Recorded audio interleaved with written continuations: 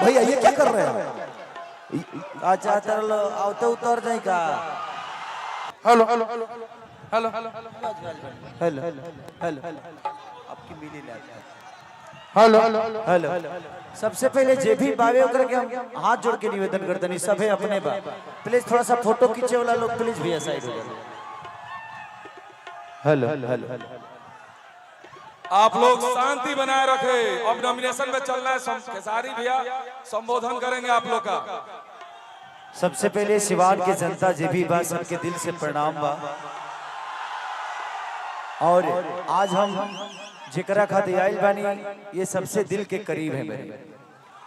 मैं हम ऐसा ना आदमी है कि हम एगो कलाकार हैं या हम कोनो पार्टी के ना हैं। हम जनता के हैं। हम रउआ सबके बेटा हैं, रउआ सबके भाई हैं। और जे हमारा खातिर और आज हम ना आ पाइले कहीं ना जा पाइले जहाँ हम ना जा पाइले जीवन भाई के कहले कि भैया केहू गरीब के मदद करे के बताइए 12 बजे रातों के बेचारे गाड़ी उठा के जाके मदद करके चला गए। तो जिंदगी में हमेशा उस आदमी का आप लोग को साथ देना चाहिए जो 24 घंटे आपके लिए हमेशा तत्पर रहे, आपके विश्वास में रहे, आपके आशीर्वाद में रहे। अतारा लोग के का कहे के बाद तू लोग तो ऐसे ही राजा हुआ। और हमारा जीवन के शुरुआते जिगिया से भइल बा, सिवान से शुरू भइल। जब हम 8 वर्ष के रहनी तो जी रामाशंकर चाचा के यहाँ हम रहले बनी 1 साल। तो बचपन से सिवान के बहुत बड़ा योगदान बा। और वही योगदान के फिर पूरा करे खातिर वो लोग जगह खेसरिया के स्टार बना देनी, वही का जीवन भाई के स्टार बना दे। देखिए नेता तो बहुत ही है, बहुत वादा भी करी है, सब कुछ होला। लेकिन जब रुआ बीच के केहू जाई और वो के बीच के जाई तो काल फिर एगो लड़का खड़ा हो। तो रुआ लोग अपना बेटा के अपना परिवार के आशीर्वाद दे तो आज ना तो काल रुआ काम में जरूर आई। जिंदगी में कहे खातिर तो बहुत कुछ बा कि हई हो जाई हो जाई या का होता हमनियों के लौकते बा। हम केहू के विरोध करे नहीं खियाइला नहीं केहू के विरोध करब। सभे जाना था कि हम न्यूट्रल आदमी हई। हमरा खाली जनता से मतलब रहेला, जेकरा से प्रेम रहेला ओकरा लगे हम जाई।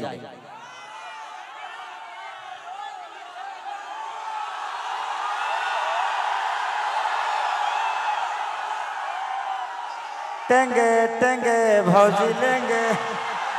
शांति से नहीं, देखिए टूट जाएगा। आराम से एकरा बाद हमनी के चले के बाद तब दिल से प्रणाम बा। और हम वादा करके जाता नहीं कि जीवन भैया जी ये जीत गई है ना, ओकरा बाद जितना हीरोइन लोग के कहबा भाई हमार जो क्षमता बा लेके आ जाए। और यही जगह कार्यक्रम करब और रात भर तर लोग के गाय बजाए नाचब, जौना जौना हीरोइन के कहबलो सबके लेके आई। ये विकास ये जगह के विकास करी है आ तारा लोग के मनोरंजन के काम खेसारी लाल यादव करी है। तो जितैबा लो ना तनी हाला करके जोर से हाथ उठाओ लो। I love you. बाप रे खाली मोबाइले चलत रे दादा। तो जिंदगी में बस आप सबसे एक वादा करके जा रहा हूं, इस भाई को जल्दी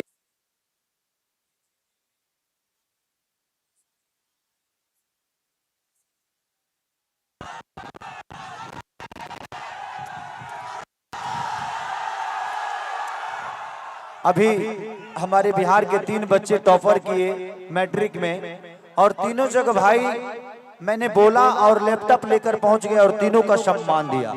तो जो आदमी आपके सम्मान और आपके अधिकार के लिए लड़ता है कोशिश करिए कि हम भी उसको उस लायक बना दें कि आज इनके पास कुछ क्षमता नहीं है, कोई पावर नहीं है, बस आप लोग का आशीर्वाद लेकर 2 पैसे कमाते हैं और आपके बीच में खर्चा करते हैं। लेकिन जिस दिन पावर आ जाएगा सोचिए कि ये आदमी सिवान के लिए क्या कर सकता है। तो आप सबका अब नेतृत्व बनता है और आपका दायित्व बनता है कि कोई आपके बीच में आकर कुछ करना चाहता है तो कोशिश करिए कि आप भी उसके लिए अपना बेशकीमती दुनिया का सबसे बड़ा कीमती चीज आपका वोट होता था और उस वोट को देकर और इस भाई को जल्दी से दिल्ली भेजेंगे ना। अब फिर हम बीच में आइबे करब 7 जून के हमारे एगो सिनेमा रिलीज होता रंग दे बसंती। तो हम एगो बहुत मेहरारू निमन भी हमारो में सुंदरो भी आ डायना डायना खान नाम हो कर वो इंडियन ना ही है, ईरानी ही है। ईरान से आयल भी है, ओकर माई ईरानी ही है और वो ही है। तो हम आए प्रमोशन करे भी आए रहो सबके बीच में। तो 7 तारीख के रुआ लोग हमरो खाती हॉल में जाके और आशीर्वाद दे। हम टोपी पहन के नहीं है कि बड़ा घाम लगता हो, तो कम से कम हाँ फिर फिल्म वॉल्यूम करे कोई करिया हो जाए तो दिक्कत हो जाए। तो आई लव यू। अब की जीताई बोलो ना। चला तो फिर से हमी के मिलल जाई टेंगो टेंगो। अरे बेचता नी ठेला पलीची देवर मन से लेना बिछी बिछी देवर कि नहीं लेगा तो दूसरा को देंगे। टेंगे टेंगे टेंगे टेंगे लेंगे लेंगे भौजी लेंगे लेंगे।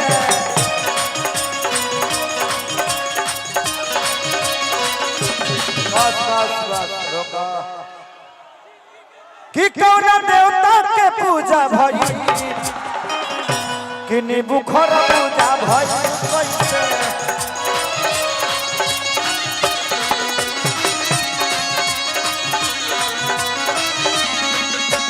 धनिया कवन का नकारी हो गई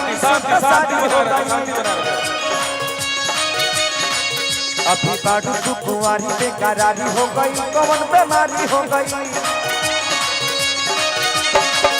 दोनों मेरा एक पूजा भई पूजा भई।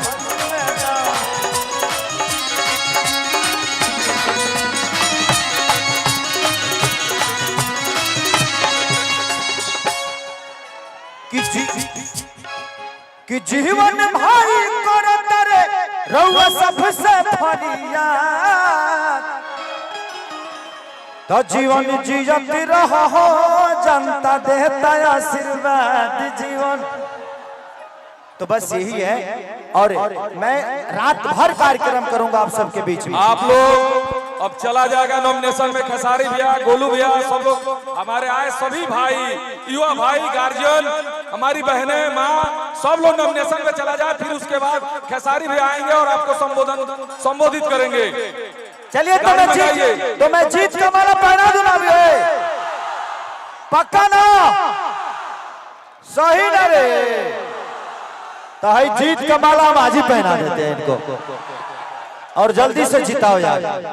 और दिल से प्रणाम आप सबको कि इस सिवान की बड़ी योगदान है खेसारी के पीछे। खेसारी को बहुत आशीर्वाद आप लोगों ने दिया है और बस आप सबसे कुछ भीख मांगने आया हूं अपने भाई के लिए जो दिल का राजा है, जो आपके जरूरत पे, आपके काम में, आपके हर उस व्यवस्था में हमेशा रहने की कोशिश करते हैं। तो इनका अपना प्यार और आशीर्वाद और दुलार देकर जल्दी से दिल्ली भेजिए कि खेसरिया फिर से आप सबके बीच में आए। I love you. चला जाए नॉमिनेशन में। जीत पक्की होगी 25 को। हाथ उठाइए। आप सबका आशीर्वाद सिवान के बदलाव का आवाज है, सिवान के बदलाव का ऐलान है।